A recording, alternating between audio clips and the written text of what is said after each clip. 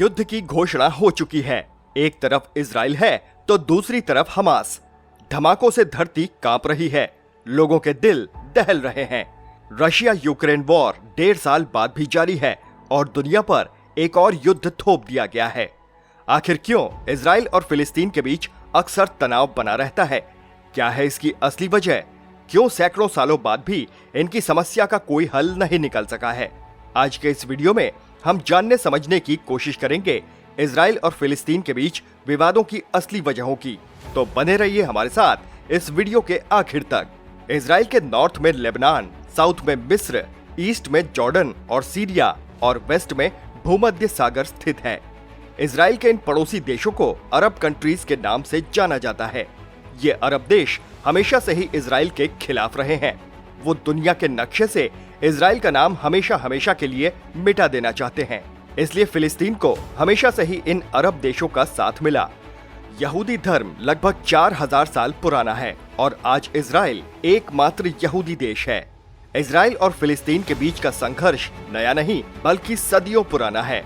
आइए इस मुद्दे को सिलसिलेवार ढंग से समझने की कोशिश करते हैं।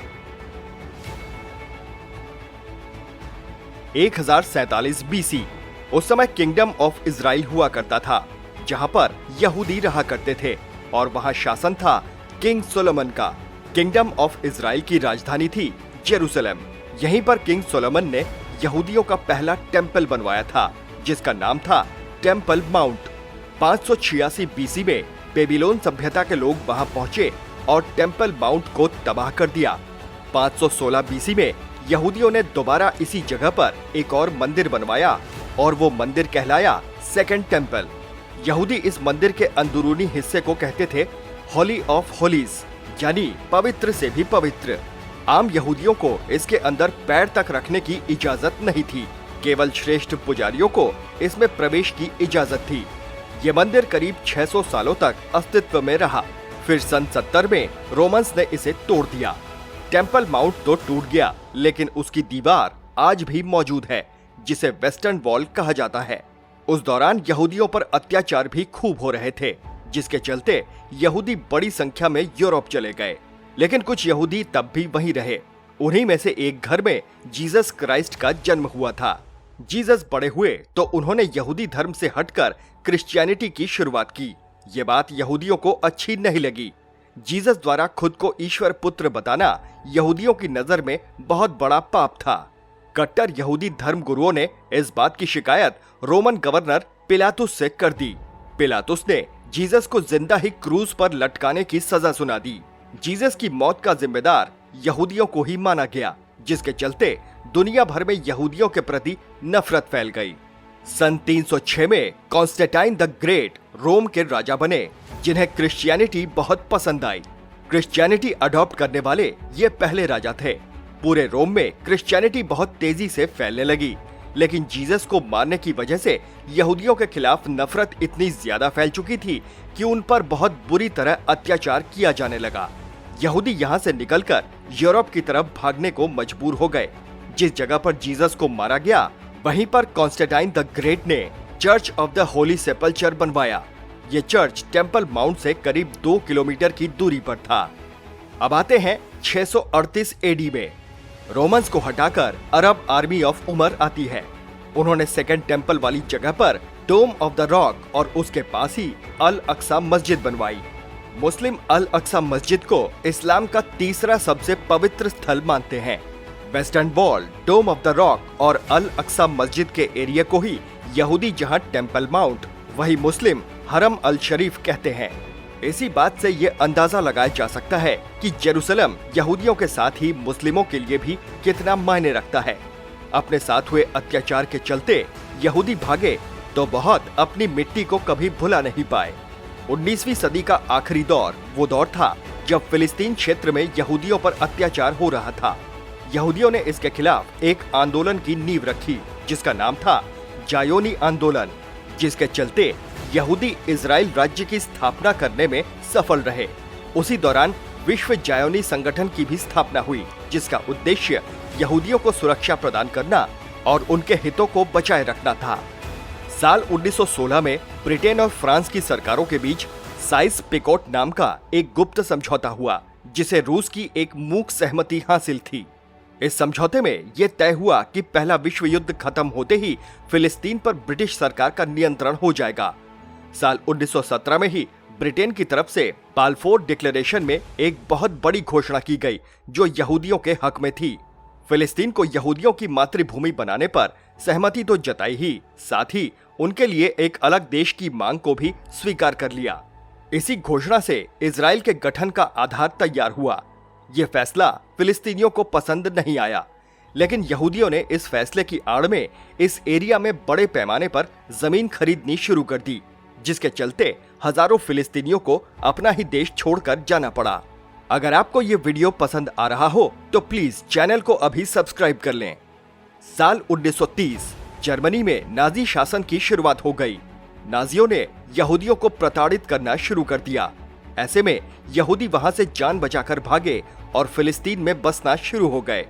बाल्फोर डिक्लेरेशन और नाजियों के अत्याचार से फिलिस्तीन में यहूदियों की संख्या बहुत तेजी से बढ़ने लगी। आगे बढ़ने से पहले बात उस टॉर्चर कैंप की जहां मौत भी थर-थर कांपती थी। सन 1933 में एडोल्फ हिटलर जर्मनी की सत्ता में आया। उसने यहूदियों को इंसान मानने से ही इनकार कर दिया। साल 1939 में द्वितीय वर्ल्ड वॉर शुरू हुआ और शुरू हुई यहूदियों के साथ अत्याचार की वो दास्तान जिसे सुनकर ही रूह कांप उठती है। नाजियों की नजर में यहूदी मानव जाति के लिए कतई ठीक नहीं है, इसलिए यहूदियों का संपूर्ण नाश ही एकमात्र विकल्प है। विश्व युद्ध के बाद तमाम दस्तावेज मिले जो ये साबित करते हैं कि हिटलर का मकसद दुनिया से एक एक यहूदी का खात्मा करना था। इसके लिए खास कैंप बनाए गए थे। यहूदियों को इन शिविरों में लाया जाता और वहां बंद कर दिया जाता। ये कोई आम कैंप नहीं, बल्कि मौत के चैम्बर थे, जहां जहरीली गैस छोड़ी जाती थी। गैस के चलते अंदर मौजूद यहूदी घुट-घुट कर दम तोड़ देते थे। विश्व युद्ध के 6 सालों में नाजियों ने लगभग 60 लाख यहूदियों को मौत के घाट उतारा था, जिसमें से 15 लाख बच्चे थे। इसी नरसंहार को इतिहास में होलोकास्ट के नाम से जाना जाता है। 1936 आते आते अरब विद्रोह भड़क उठा। फिलिस्तीनियों और यहूदियों के बीच मारकाट होने लगी, लेकिन 1939 आते आते अंग्रेजों ने इस विद्रोह को कुचल दिया। लेकिन अंग्रेज इस विवाद का कोई हल निकालने में नाकाम रहे। 1947 में यह मामला संयुक्त राष्ट्र संघ यानी यूएनओ को सौंप दिया गया। संयुक्त राष्ट्र ने अपने फैसले में फिलिस्तीन को 2 हिस्सों में बांट दिया। एक हिस्सा अरब राज्य के लिए और दूसरा यहूदियों के लिए इजराइल। इस बंटवारे में खास बात यह थी कि यहूदियों की संख्या कम होने के बावजूद उन्हें 55% हिस्सा दिया गया। यूएनओ के इस फैसले को यहूदियों ने खुशी-खुशी स्वीकार कर लिया और साल 1948 में इजराइल को स्वतंत्र देश घोषित कर दिया। इसी साल अंग्रेजों ने भी अपनी सेनाएं फिलिस्तीन क्षेत्र से हटा ली, लेकिन अरबों ने यूएनओ के फैसले को मानने से साफ इनकार कर दिया और बदले में चुना यहूदियों के खिलाफ संघर्ष का रास्ता। यहीं से शुरू होती है इजराइल और फिलिस्तीन के बीच बतौर देश आमने सामने की लड़ाइयों का दौर। अरब इजराइल पहला युद्ध साल 1948। साल 1948 आते आते अरब और यहूदियों के बीच का तनाव युद्ध में तब्दील हो गया। एक तरफ था अकेला इजराइल और दूसरी तरफ थे मिस्र, इराक, सीरिया और जॉर्डन जैसे अरब देश। इजराइल ने अकेले दम पर अरब देशों को धूल चटा दी। इस युद्ध में इजराइल ने तमाम वो जमीन भी हथिया ली जो यूएनओ समझौते के तहत उसको मिली ही नहीं थी। इस युद्ध का परिणाम यह रहा कि जहां यरूशलेम का पश्चिमी हिस्सा इजराइल की राजधानी बना, वहीं पूर्वी हिस्सा जॉर्डन के हिस्से आया। साल 1980 में इजराइल की संसद ने एक कानून पास किया जिससे उसने पूरे यरूशलेम को अपनी राजधानी घोषित कर दिया। 6 दिवसीय युद्ध साल 1967। इजराइल और फिलिस्तीन के बीच साल 1967 में एक बार फिर युद्ध हुआ जो 6 दिनों तक चला।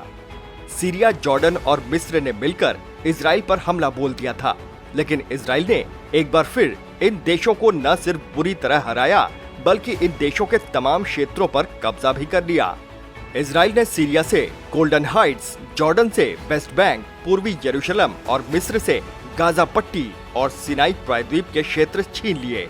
हालांकि साल 1979 में इजराइल और मिस्र में एक समझौता हुआ जिसके तहत इजराइल ने मिस्र को सिनाई प्रायद्वीप लौटा दिया। बदले में मिस्र ने इजराइल को एक देश के रूप में मान्यता दे दी। उस समय इजराइल को मान्यता देने वाला मिस्र पहला अरब देश था। अब बात गाजा पट्टी की। यही वो जगह है जहां से आतंकी संगठन हमास इजराइल पर हमले कर रहा है। गाजा पट्टी इजराइल, मिस्र और भूमध्य सागर के बीच बसा एक छोटा सा एरिया है और इसे दुनिया के सबसे घनी आबादी वाले क्षेत्रों में गिना जाता है। गाजा पट्टी एरिया लगभग 10 किलोमीटर चौड़ा और 41 किलोमीटर लंबा है। इस जरा सी जगह में 20 लाख से भी ज्यादा की आबादी रहती है। अब बात हमास की। इसका गठन साल 1987 में शेख अहमद यासीन ने किया था। कहा जाता है कि वो 12 साल की उम्र से ही व्हील चेयर पर था। गाजा पट्टी पर हमास की ही सत्ता है। हमास के पास अपनी खुद की सेना भी है जो तमाम आधुनिक और खतरनाक हथियारों से लैस है। रिपोर्ट्स की माने तो हमास को ईरान, तुर्की जैसे तमाम देशों से फंडिंग मिलती है। कनाडा, यूरोपियन संघ, इजराइल, जापान और यूएसए हमास को आतंकवादी संगठन मानते हैं। वहीं ब्राजील, चीन, मिस्र, ईरान, नॉर्वे, सीरिया जैसे कई देश हमास को आतंकवादी संगठन नहीं मानते। इंतिफादा। इजराइल और फिलिस्तीन के बीच संघर्ष के दौरान 2 इंतिफादा भी हुए। इंतिफादा यानी विद्रोह। पहला इंतिफादा 1987 से 1993, जबकि दूसरा इंतिफादा 2000 से 2005 तक हुआ था। ओस्लो शांति समझौता 1993। इस समझौते में यह तय हुआ कि इस क्षेत्र को 2 हिस्सों में बांटा जाएगा। एक हिस्सा फिलिस्तीन को और दूसरा हिस्सा इजराइल को मिलेगा। ये भी तय हुआ कि वेस्ट बैंक और गाजा पट्टी में दोनों के बीच संघर्ष विराम लागू होगा। इसी समझौते के तहत फिलिस्तीन ने इजराइल को एक देश के रूप में मान्यता दी थी। अब हम बात करते हैं दोनों देशों के बीच विवाद पर भारत के पक्ष की। यह सच है कि दोनों के बीच संघर्ष में भारत ने हमेशा से ही फिलिस्तीन का साथ दिया है। संयुक्त राष्ट्र संघ में भी जब भी ऐसा कोई विवाद उठा है, भारत ने फिलिस्तीन के पक्ष में ही वोट किया है। हालांकि समझने की बात यह भी है कि साल 1992 तक भारत के इजराइल से किसी तरह के कूटनीतिक संबंध ही नहीं थे। 1992 में पहली बार दोनों देशों के बीच कूटनीतिक संबंधों की नींव रखी गई। फिलहाल भारत और इजराइल के संबंध बेहद अच्छे दौर से गुजर रहे हैं। तमाम क्षेत्रों में दोनों देश आपसी सहयोग कर रहे हैं। इसके अलावा भारत कभी भी किसी भी तरह के आतंकवाद का समर्थन नहीं करता। इन्हीं वजहों के चलते भारत इजराइल की तरफ ही खड़ा दिख रहा है। हिंसा से कभी कोई समाधान नहीं निकला है। दुनिया को रहने के लिए एक बेहतर जगह बनानी है, एक सभ्य समाज का निर्माण करना है, तो ऐसे युद्धों के लिए रत्ती भर भी जगह नहीं होनी चाहिए। जरूरत है कि पूरी दुनिया एक हो और युद्ध को हर कीमत पर रोका जाए। अहिंसा ही वो एकमात्र हथियार है जो इस दुनिया को बेहतर जगह बना सकती है। इजराइल हमास युद्ध पर अपनी राय कमेंट बॉक्स में जरूर लिखें। अगर आपको हमारा वीडियो पसंद आया हो तो प्लीज इसे लाइक करें और ज्यादा से ज्यादा लोगों को शेयर करें। अगर चैनल पर नए हैं तो इसे सब्सक्राइब करें। फिर मिलेंगे एक नए मुद्दे के साथ। नमस्कार।